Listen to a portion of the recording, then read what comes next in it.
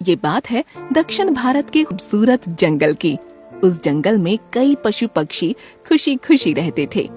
छोटे बच्चों की उछल कूद से भरे जंगल में रहने वाले मिंकू की जिंदगी भगवान ने शायद थोड़ी अलग लिखी थी। उसके माता पिता बचपन में ही गुजर गए थे और जाते जाते उसकी जिम्मेदारी उसके चाचा चाची भोला और मौनी को देकर गए। शुरुआत में तो उन्होंने मिंकू का ढंग से ख्याल रखा, लेकिन बाद में जब उनका बेटा नीलू पैदा हुआ तो मिंकू की हालत किसी मजदूर से भी बदतर हो गई। बेचारा मिंकू खेलने की उम्र में बड़े जानवर के बराबर काम करता और थोड़ी सी चूक होने पर खूब ताने सुनता। एक दिन ऐसे ही मौनी ने पिंकू को घोंसले की मरम्मत करने को कहा। मिंकू तिनके लकड़ी इकट्ठा करके घोंसला ठीक कर रहा था। तभी नीलू खेलते खेलते आ गया और शरारत करने लगा। इस पर मिंकू ने कहा, नीलू रुक जाओ, तुम्हें लग जाएगी, घोंसला अभी तक बना नहीं है।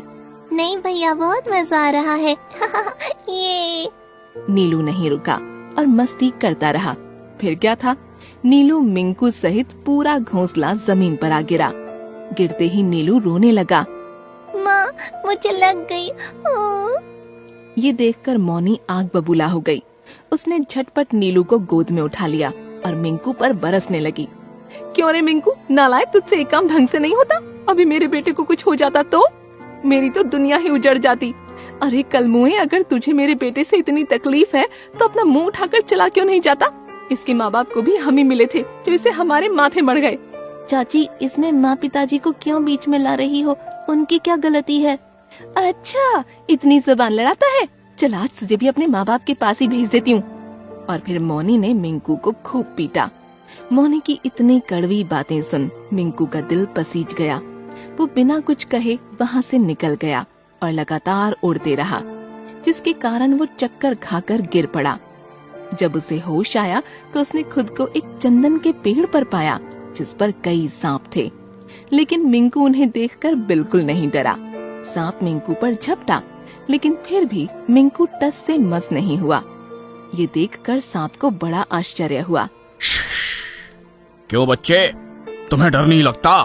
सांप चाचा, मैं तो चाहता हूँ कि आप मुझे काट लो, मैं मर जाऊँ। मैं अब जीना नहीं चाहता। तभी वो चंदन का पेड़ एकाएक बोलने लगा। क्या हुआ बच्चे, तुम ऐसी बातें क्यों कर रहे हो? पेड़ को बोलते देख मिंकू बड़ा हैरान हुआ।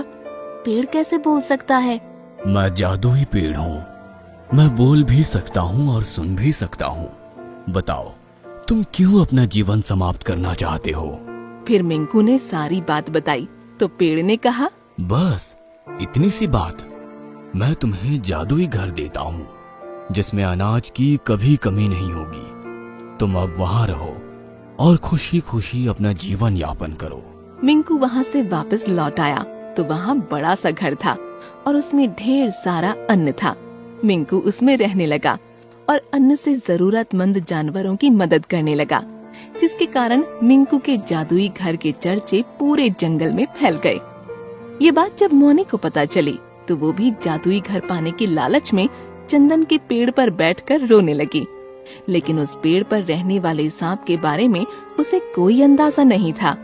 इसीलिए जैसे ही सांप ने उस पर झपट्टा मारा, वो बुरी तरह घबरा गई और पेड़ को गुस्से में भला बुरा कहने लगी। ये देखकर पेड़ को काफी गुस्सा आया और मौनी को हमेशा गूंगी रहने का श्राप दे दिया। फिर क्या था, अपने किए के कारण मौनी फिर कभी एक शब्द तक नहीं बोल पाई।